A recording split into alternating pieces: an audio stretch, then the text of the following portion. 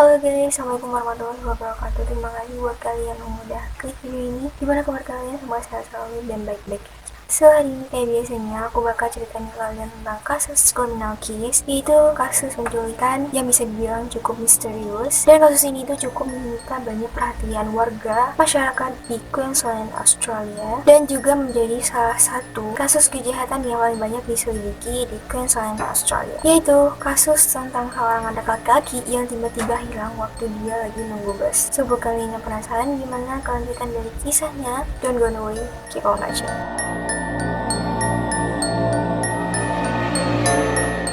Oke, ada seorang anak laki-laki yang bernama Daniel James Marcom, lahir pada tanggal 19 Desember 1989 di Sunshine Coast, Queensland, Australia, dari pasangan Bruce Marcom dan Dennis Marcom. Dia juga punya dua orang laki-laki yang bernama Bruce Lee Marcom dan Dean Marcom. Mereka tinggal di Queensland, Australia, tepatnya di kota pedalaman Palmsworth, yang jaraknya itu nggak jauh dari Bus Highway. Si Daniel ini tuh lahir dari keluarga yang bisa dibilang tuh kayak harmonis. Orang tuanya sayang sama dia, kakaknya sayang sama dia. Nah, beberapa minggu sebelum Natal, yaitu pada tanggal 7 Desember 2003, Daniel yang waktu itu berusia 13 tahun berencana untuk pergi ke sebuah pusat toko perbelanjaan yang pada waktu itu dia itu minta sama kakaknya, yaitu Bradley, untuk menemani dia pergi ke mall. Nah, jadi karena waktu itu juga lagi hujan dan kayak suasananya dingin, jadi si Bradley ini tuh kayak males keluar rumah. Dan kakaknya satu lagi yang bernama Dean juga lagi main ke rumah temannya. Nah, sedangkan waktu itu orang tuanya si Daniel ini juga lagi nggak dari rumah, jadi mereka tuh kayak pergi ke suatu tempat untuk urusan bisnis mereka. Nah, akhirnya karena nggak ada yang nemenin, si Denny itu memutuskan untuk pergi sendiri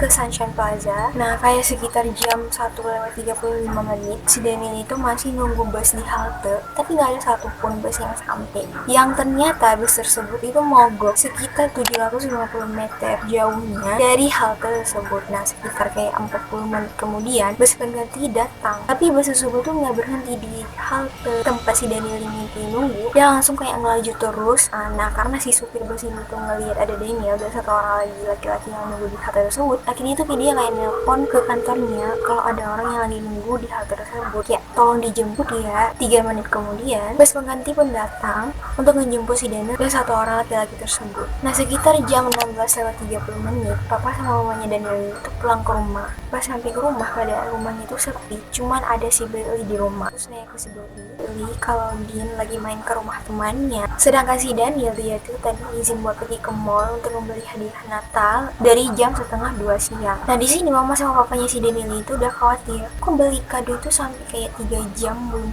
pulang. Nah, akhirnya orang tua si Daniel itu menelpon perusahaan bus tersebut. Ya, perusahaan bus bilang bus mereka sempat mogok dan sudah dikirim kayak bus pengganti. Nah, akhirnya orang tua si Daniel itu kayak nyusuri rute bus yang udah dikasih tahu sama pihak bus tersebut. Ya, siapa tahu si Daniel mungkin pulangnya jalan kaki. Mereka juga singgah ke mall tersebut, tapi tetap juga tidak ditemukan Daniel. Sampai sekitar jam 7 malam, mereka tuh nggak ada kabar apapun tentang Daniel. Akhirnya orang tuanya si Daniel itu nelpon polisi dan kasih tahu kalau anak mereka itu hilang dari jam 1 sampai sekarang tuh belum balik ke rumah. Peringatan kemudian dikeluarkan oleh polisi pada petugas patroli untuk mengawasi jika mereka tuh ketemu sama Daniel. Nah, di sini orang tuanya si Daniel ini tuh udah kayak khawatir banget. Sampai mereka itu kayak mencari berulang kali si Daniel ke tempat yang sama, bahkan menelpon saudara-saudara mereka. Ya, siapa tahu si Daniel habis pergi ke mall, dia mampir ke rumah pamannya sama bibinya. Makanya orang tuanya juga nelpon ke saudara-saudaranya. Tetapi tetap si Daniel itu nggak ditemukan. Keesokan harinya, ya sekitar jam 8 pagi,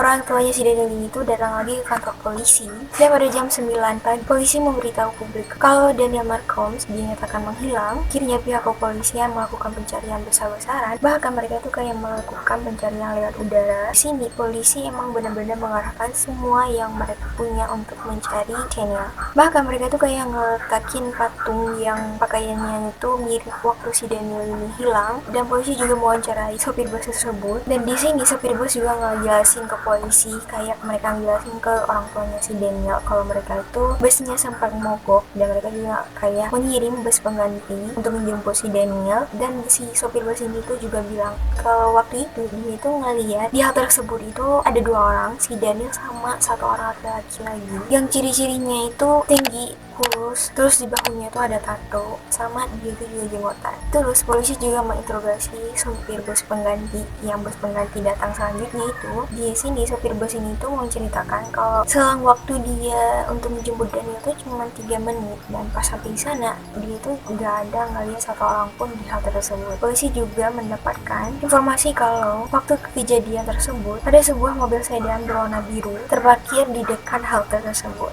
Dan setelah beberapa menit kemudian bus yang kedua datang, mereka sudah hilang barengan sama sedan warna biru. Nah, akhirnya polisi menyelidiki hal tersebut, namun tetap nggak ada hasil. Ya, tim penyidik juga sempat curiga sama pelaku kriminal yang ada di daerah tersebut, dan akhirnya mereka itu diwawancarai sama polisi. Tapi mereka kayak punya alibi masing-masing, dan waktu itu juga mereka tidak terlihat mencurigakan. Nah, di sini berita tentang hilangannya si Daniel Malcolm ini itu sudah diketahui sama seluruh masyarakat Queensland, sampai media nasional sudah menyorot kayak berita kehilangannya si Daniel ini. Kasus kehilangan si Daniel ini yang paling banyak diselidiki dalam sejarah Queensland. Pada bulan Desember 2008, polisi mengumumin siapa saja yang bisa menemuin si Daniel, atau at least kayak ngasih informasi di mana Daniel berada, itu bakal dikasih uang sebesar 1 juta dolar. Kalau dirupiahin itu kayak sebesar 10 miliar, yang mana hadiah itu ada batas kadaluarsanya, yaitu sampai 13 Mei 2009. Tapi sayangnya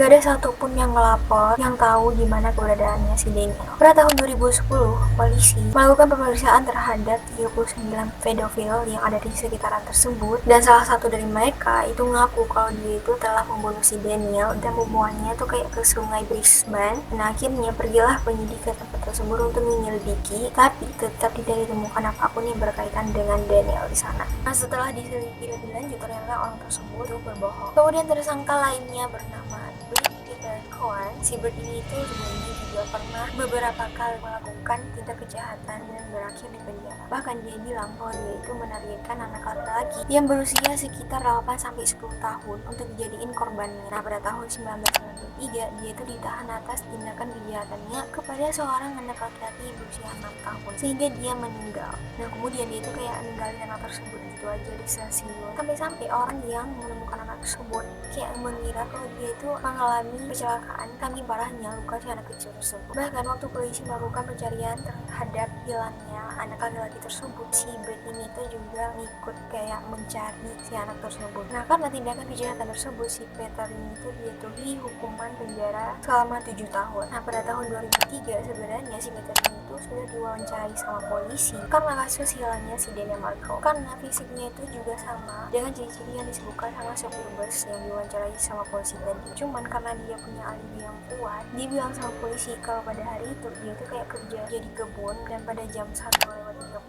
dia tuh pergi ke tempat temannya. Di sana dia juga bilang kalau dia sempat kayak ngelewatin halte tersebut. Dia sempat ngeliat ada mobil yang mogok yang gak jauh dari halte tersebut. Kemudian polisi kayak minta sampel DNA-nya dia, yang secara sukarela dia kasih ke polisi untuk melakukan pemeriksaan forensik. Tapi lagi-lagi polisi tidak menemukan bukti apapun tentang si Daniel Malcolm dari si Peter ini. Kemudian tim penyidik melakukan penyelidikan yang berlangsung mulai dari Oktober 2010. Di sini sebenarnya polisi kok kayak udah curiga banget kalau sebenarnya pelaku dari hilangnya si Daniel Malcolm itu adalah si Peter. Tapi karena nggak ada bukti yang konkret, akhirnya polisi kayak nggak menahan si Peter, tapi polisi menjadikannya sebagai tersangka utama dalam kasus hilangnya si Daniel Malcolm. Jadi pada suatu hari, si Peter ini tuh ada di bandara, yang rencananya itu dia mau pulang ke kampung. Tiba-tiba ada seorang laki-laki tuh kayak duduk di samping dia. Terus si laki-laki tersebut itu bilang ke si Peter kalau dia itu ingin kayak kerja sama si Peter. Dia juga tahu tentang si Peter ini tuh yang jadi tersangka utama. Laki-laki itu juga bilang sama si Peter, kalau kamu tuh gabung sama kita, sama organisasi kita, kamu tuh kayak bakal aman dari polisi, karena kita tuh kayak punya koneksi sama polisi. Terus dia juga bilang kalau si Peter ini tuh mau kerja sama dia tuh kayak bakal hidup bangun tentram, karena kan gara-gara si Peter itu jadi tersangka utamanya di kasusnya si Daniel, dia tuh kayak dijauhi sama orang-orang, dan bahkan dia tuh dipecat dari kerjanya. Makanya dia tuh kayak pulang ke kampung memulai hidupnya baru di sana. Nah, akhirnya si Peter itu gabung ke organisasi yang ditawarin sama laki-laki tersebut. Nah, jadi organisasi yang digabung sama si Peter ini itu strukturnya itu kayak hierarki yang didasari kepercayaan, kejujuran, dan kesetiaan. Kalau misalnya kita udah gabung ke dalam organisasi mereka, itu nggak ada lagi rahasia-rahasiaan sesama semua orang yang ada di organisasi tersebut. Dari situ si Peter ini tuh mulai melakukan pekerjaan barunya, mulai dari kayak menjual obat-obatan, pokoknya segala macam jenis kejahatan dilakukan dengan bayaran yang sangat-sangat wow. Sampai pada suatu hari temannya si Peter ini tuh bilang kalau si Peter harus melakukan pekerjaan baru dan langsung diiyain sama si Peter, tapi dengan syarat si Peter ini tuh harus jumpa dulu sama bos mereka, karena kan si Peter ini tuh jadi tersangka utama dalam kasusnya si Daniel Malcolm. Jadi bosnya itu kayak mau tanya-tanya dulu sama si Peter, dan akhirnya si Peter ini tuh ketemu sama bos tersebut yang awalnya itu kayak mereka ngomong santai-santai, ya kayak semacam pengenalan lah. Nah sampai akhirnya bosnya itu nanya tentang si Daniel. Peter ini tuh ceritain ke bos tersebut kalau waktu itu dia tuh kayak nawarin tumpangan ke si Daniel, dan waktu itu si Daniel kayak mau aja ikut sama. Tapi waktu itu dia itu nggak bawa Daniel ke mall, tapi sama dia tuh kayak dibawa ke sebuah rumah kosong. Terus karena si Daniel ini tuh kayak mulai panik dan kayak ngerasa ada yang nggak beres, Daniel panik teriak kalah dia. Peter ini tuh kan juga panik, si Daniel tuh kayak ditutup sama dia, ya mungkin karena kencangan. Terus si Daniel juga masih kecil, 13 tahun, terus sampai nggak bisa bernafas dan meninggal. Terus mayatnya itu kayak ditaruh di dalam mobil, terus dibawa ke rawa-rawa. Terus bosnya si Daniel itu terus ditepis sama lampu dan dibawa. Terus si bosnya itu juga kayak minta untuk nganterin dia ke dimana si Peter ini tuh membuang Daniel, dengan alasan si bosnya ini tuh kayak mau nutupin jejaknya si Peter biar nggak ketahuan sama polisi yang mau dihilangi semua bukti. Ini si Peter ini kayak setuju aja. Terus mereka berdua datang ke tempat tersebut. Nah pas sampai ke tempat dia yang buang si Daniel, tiba-tiba dia itu dikepung sama puluhan polisi. Nah jadi bos yang tadi nanya tentang si Daniel itu sama si Peter, ternyata itu kayak informan polisi ya, kayak mereka tuh kayak lagi nyamar, dan semua perkataan yang dibilang sama si Peter ini itu sama si bosnya itu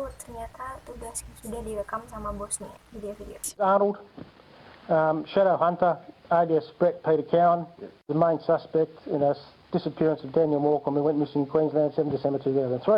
Yeah, okay. No. Yeah, I do.